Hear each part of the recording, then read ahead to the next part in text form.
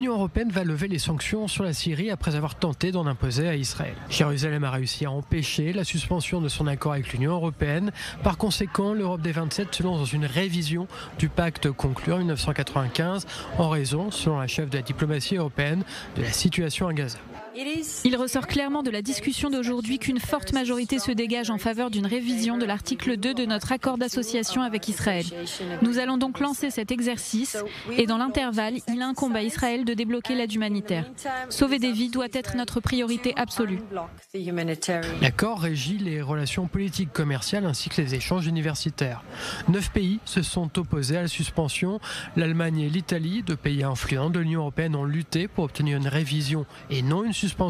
Elles ont été rejointes par la Bulgarie, la Croatie, la Hongrie, la République tchèque, la Grèce, Chypre, la Slovaquie et l'Autriche. Le ministre israélien des Affaires étrangères a rejeté la critique de la diplomatie européenne. Gideon Sa'ar estime que les propos de Kaja Kallas reflètent une incompréhension totale de la réalité complexe à laquelle Israël est confronté.